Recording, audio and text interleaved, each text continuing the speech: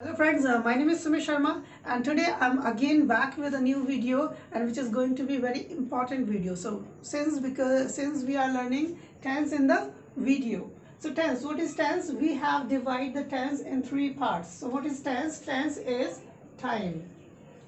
Tense क्या होता है? Time होता है, समय या फिर काल. So काल भी कहते हैं हिंदी में. So we have divided tense in three parts which are called present indefinite, present, past and future. So हमने इन तीनों को भी चार कैटेगरीज में डिवाइड किया है. Present indefinite, present continuous, present perfect और प्रेजेंट परफेक्ट कॉन्टिन्यूअस टेंस. वही चार पार्ट्स आपके बाकी के पास्ट और फ्यूचर में भी चलेंगे which are called past indefinite, past continuous, past perfect and past perfect continuous tense. इसी तरह से future indefinite, future continuous, future perfect and future perfect continuous. So guys, this is very important to speak English. We need to know the tense, and so we are going to start tenses. So today we will learn the first video of tense and the first part of the tense which is called present indefinite tense. So हम यहाँ पर सीख लेते हैं present indefinite क्या है. So हम present indefinite पढ़ेंगे जो कि फर्स्ट पार्ट है. प्रेजेंट इंडेफिनिट होता क्या है, सबसे पहले हमें सीख लेना है. सो प्रेजेंट इंडेफिनिट आपका यूजुअली आमतौर पर ता, ती या ते हैं से खत्म होगा. किस तरह के सेंटेंसेस हम इसमें यूज करते हैं, सबसे इंपॉर्टेंट है ये जान लेना. इसमें हम ऐसे सेंटेंस बनाते हैं जिसमें मैं बात करता हूँ, खाना खाता हूँ, मैं पढ़ता हूँ, मैं उससे बातें करता हूँ, मैं उसको जानता हूँ, वो मुझे जानता है. तो सारे सेंटेंसेस मेरे ता से खत्म हो रहे हैं. So these are called present indefinite tense. So इसमें ती आएगा, मोस्ट इंपॉर्टेंट. इसके हम पहले कुछ रूल समझ लेते हैं. सो इसमें हमारी जो हेल्पिंग वर्ब होगी वो क्या होगी, डू और डज. ये लगानी कहाँ पर है, डू लगेगा आपका आई के साथ एंड वी, यू और दे और कोई भी प्लूरल सब्जेक्ट के साथ आप लगाओगे. उसी तरह डज आप लगाओगे ही, शी, इट, नेम और एनी सिंगुलर सब्जेक्ट. इस तरह से जो हमारा दूसरा रूल है वो सिंगुलर सब्जेक्ट के साथ आप जब वर्ब का इस्तेमाल करोगे तो वर्ब में आपको ऐड करना होगा एस या तो फिर ई एस. अब हम कंफ्यूज हो जाते हैं तो एस कहाँ यूज करें और ई एस कहाँ यूज करें. इसके लिए हमारे पास बाकी के रूल्स हैं, हम इन्हें समझ लेते हैं. वाउल्स. सो वाउल्स क्या होते हैं, आपने वाउल्स और कॉन्सोनेंट से सीखे होंगे. ए ई आई ओ यू ये हमारे हो गए vowels, A E I O you. और जो बाकी के अल्फाबेट्स बचते हैं हमारे वो कहलाते हैं कॉन्सोनेंट्स. सो रेस्ट जो वर्ड बचे वो कहलाएंगे कॉन्सोनेंट. सो इसका रिलेशन इससे क्या है मैं आपको आगे बताऊंगा. सो वर्ब में आपको एस और एस कब लगाना है, देखो जब आपका वर्ड सी एच से खत्म हो तो आप उसमें ई एस को ऐड करोगे. सी एच से खत्म होता है तो आप उसमें ई एस ऐड करोगे और एस एच से खत्म होगा तब आप ई एस ऐड करोगे. डबल एस से खत्म होगा तो ई एस, एक्स, ओ, इन सब से खत्म होने पर आप इनमें ई एस को ऐड करोगे. लेकिन वाई में एक कंडीशन आती है जिसमें कहीं पर हम एस या फिर कहीं पर हम ई एस का इस्तेमाल करते हैं. वो कैसे, यहाँ पर यूज होगा एस. क्यों यूज होगा, सो वाई जब एंड खत्म होता है वर्ड लेटर तो इससे पहले हमें नोटिस करना है कौन सा लेटर आ रहा है. वाई लेटर लास्ट लेटर से पहले हमें नोटिस करना है कौन सा लेटर आ रहा है विच इज अ वाउल. सो ये वाउल है. तो अगर वाउल आता है तब आप उस पर क्या करोगे, डायरेक्ट एस लगाओगे. वाई से खत्म होने वाले वर्ड्स में अगर उससे पहले आपका वाउल आ रहा है ए ई आई ओ यू तो आप उस पर लगाओगे एस. और उसी तरह से कॉन्सोनेंट, अगर वाई से पहले कॉन्सोनेंट आए तो एल क्या रेस्ट वर्ड में से आता है, इसीलिए हम इसमें क्या करेंगे, इसमें हम वाई को रब करेंगे. वाई की जगह पर हम लगाएंगे I and then we will add E and S. So इस तरह से ये वाई के दो रूल्स बनते हैं जो कि हमारे टेंस को कंप्लीट करते हैं. सो हमने इसमें रूल सीख लिए सारे. अब हम इसमें कुछ सेंटेंसेस बनाते हैं. सो पहला टेंस मैं कहता हूं वह मुझसे बातें करता है. तो इसमें रूल क्या होगा आपका, सब्जेक्ट, वर्ब, एस और ई एस अगर लगाना है तो, और ऑब्जेक्ट.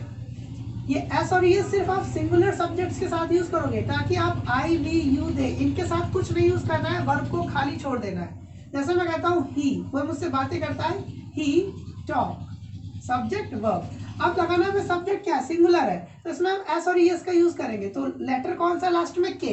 इनमें से कोई कंडीशन नहीं आ रही है तो हम क्या यूज करेंगे, सिर्फ और सिर्फ एस यूज करेंगे and we will write he talks. किससे बातें करता है, टू मी, वो मुझसे बातें करता है। तो दोस्तों हम इस तरह से पहला सेंटेंस बनाएंगे। मैं कहता हूँ वह इंग्लिश की पढ़ाई करता है, या फिर वह इंग्लिश की पढ़ाई करती है, लड़की है। She study. अब देखो सिंगुलर सब्जेक्ट वाई आ गया। वाई से पहले नोटिस करो कौन सा वर्ड है, वाउल।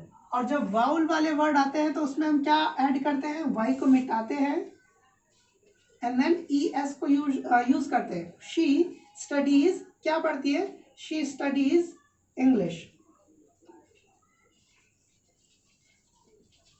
वो इंग्लिश पढ़ती है। अगर मैं कहूं कि यह मार्कर चलता है तो मैं कैसे कहूंगा, दिस मार्कर। ये हो गया सब्जेक्ट। मार्कर एक है इसीलिए हम वर्ब में एस और एस का इस्तेमाल करेंगे। This marker work. वर्क में क्या लगेगा, एस लगेगा, क्योंकि ये के से खत्म हो रहा है, ना कि इनमें से किसी भी कंडीशन से खत्म हो रहा है। So this marker works. इसी तरह से अगर आप इन सब्जेक्ट्स के यूज करते हो आई वी यू दे और प्लूरल, तब आप वर्ब में कुछ नहीं लगाओगे। जैसे मैं पढ़ाता हूं, आई टीच। मैं क्या पढ़ाता हूं, आई टीच इंग्लिश। सो इसमें हमने इसीलिए यूज नहीं किया because we are using a different subject which is different from singular subjects. इसमें हम आई वी यू दे का इस्तेमाल करते हैं। तो इनमें से अगर आप कोई भी सब्जेक्ट यूज करोगे तब आप एस और एस के रूल्स नहीं यूज करोगे, आपका वो सेंटेंस गलत हो जाता है अगर आप यूज करते हो तो मैं एक और सेंटेंस बना देता हूं। हम सब एक साथ खाना खाते हैं। वी ऑल, हम सब लगा verb, we all eat, S नहीं लगेगा, सब्जेक्ट हमारा दूसरा है। We all eat food. एक साथ के लिए क्या लगाएंगे, together. So we all eat food together. So इस तरह से हमारे पॉजिटिव सेंटेंसेस बनेंगे। नेगेटिव सेंटेंसेस कैसे बनाने हैं आपको, नेगेटिव सेंटेंसेस में आप डू नॉट या डज नॉट का इस्तेमाल करोगे। इन दोनों के साथ क्या लगाओगे, नॉट। डू नॉट या डज नॉट। अब किस पर डिपेंड करता है, सब्जेक्ट पर। हम कौन से सब्जेक्ट के अकॉर्डिंग डू नॉट लगाएंगे और डज नॉट लगाएंगे। जैसे मैं कहता हूं, इसका ही बना देता हूं, ही टॉक्स टू मी, वह मुझसे बात करता है। नेगेटिव, वह मुझसे बात नहीं करता है, तो मैं कैसे कहूंगा, ही के साथ क्या आएगा, डज आएगा, ये इसमें से आ रहा है। He does not talk to me. इसमें नोटिस करने वाली बात यह है कि सब्जेक्ट सिंगुलर है, हमने यहाँ पर एस और एस नहीं लगाया, क्योंकि डू के साथ पहले ही हमारा एस ऐड हो चुका है। तो अब हम दोबारा से वर्ब में एस और एस के रूल्स नहीं ऐड करेंगे। इसका नेगेटिव बना देते हैं, शी स्टडीज इंग्लिश। सो वो इंग्लिश की पढ़ाई नहीं करती है, तो शी डज नॉट स्टडी। अब हमें इसे को ऐसे ही छोड़ देना क्योंकि एस यहाँ आ गया। She does not study English, तो इंग्लिश की पढ़ाई नहीं करती है। इसको बनाओगे, दिस मार्कर डजंट वर्क। अगर मैं कहूं आई टीच इंग्लिश, इसका बनाता हूं मैं, तो मैं कहूंगा आई डू नॉट। क्यों, क्योंकि आई के साथ क्या लगता है, डू लगता है। यहां पर मैंने डिवाइड कर रखा है ये चीज, आई के साथ इन सारे सब्जेक्ट के साथ ये डू लगेगा और फिर not. I do not teach English. Next बना लेते हैं, we all eat food together. हम सारे एक साथ खाना खाते हैं। हम सारे एक साथ खाना नहीं खाते, तो नेगेटिव कैसे बनाएंगे, वी ऑल, वी के साथ क्या लगेगा, टू लगेगा। We all do not eat food together. So आपका बाकी का सेंटेंस सेम रहता है, आप उसमें डज नॉट और डू नॉट ऐड कर देते हो। सो ये हो गए हमारे नेगेटिव सेंटेंसेस। मैं आपको इंटरोगेटिव बना के दिखा देता हूं।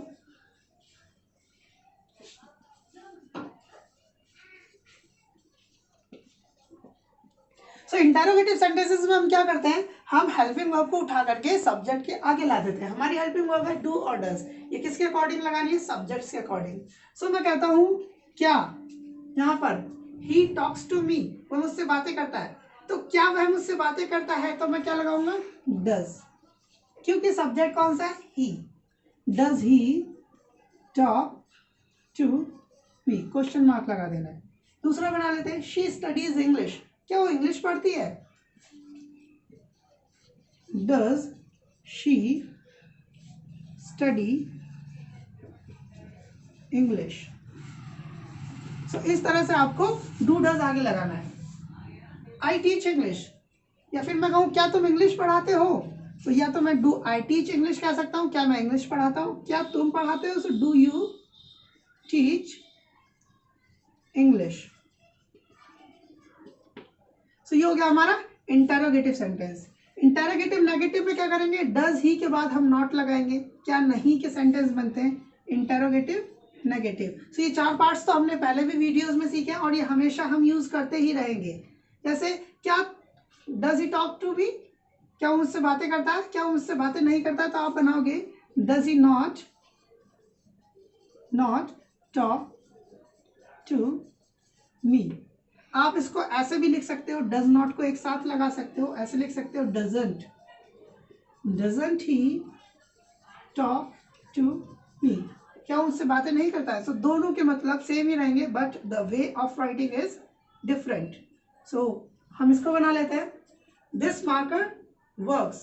सो क्या ये मार्कर नहीं चलता है, does this marker not work, does this marker not work. So आपकी हेल्पिंग वर्ब आगे आ जाएगी, फिर सब्जेक्ट नॉट रह गया, फिर वर्ब लगाना है, या तो फिर आप डज नॉट को एक साथ लिख सकते हो, डजंट दिस मार्कर वर्क। सो ये हो गया हमारे 4 पार्ट्स। सो अब इसमें WH फैमिली भी लगाना सीख लेते हैं। WH फैमिली हम कैसे लगाएंगे, आइए हम इधर सीख लेते हैं। सो मैं कहता हूं तुम पढ़ाई कब करते हो, तुम पढ़ाई कब करते हो। व्हेन, WH हमेशा आगे आता है। व्हेन डू यू, यू के साथ डू ही आगे आएगा। When do you study. इस तरह से वह तुमसे मिलने कब आता है, व्हेन डज ही। अब क्या लगेगा हमारा सब्जेक्ट के साथ डज लगेगा क्योंकि ही हमारे पास सब्जेक्ट है। When does he come to meet, मिलने आता है, कम टू मीट यू। वह तुम्हें क्या पढ़ाता है, what does he teach you. यहाँ टीचर्स नहीं करना क्योंकि डज आ गया ना, यस हमारा यहाँ पर ऐड हो चुका है। सो मैं कहता हूँ वो कौन सा फोन चलाता है, विच फोन। आप हमेशा ध्यान रखना विच के साथ, मैं पहले भी वीडियो में बता चुका हूँ, जब भी हम किसी भी ऑब्जेक्ट की बात करते हैं या नाउन की बात करते हैं तो वो नाउन हमें इसके साथ लिखना होता है। जैसे कौन सी कार चलाता है, कौन से घर में रहता है, इस तरह से विच फोन डज ही यूज। इस तरह से मैं कहता हूँ वो इस काम को कैसे करता है, मैं समझ नहीं पाता हूँ वो कैसे करता है। How does he do this work. वह पढ़ने कहाँ जाता है, where does he go to study.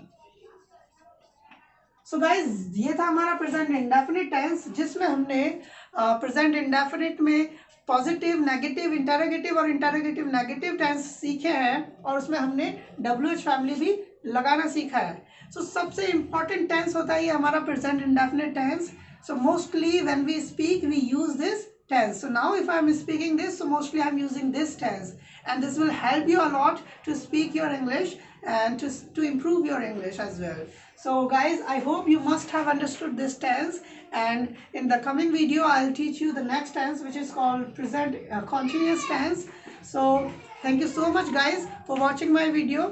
And please do like and subscribe my channel, and I'll keep giving you videos that will help you to improve, learn your English. Thank you so much guys.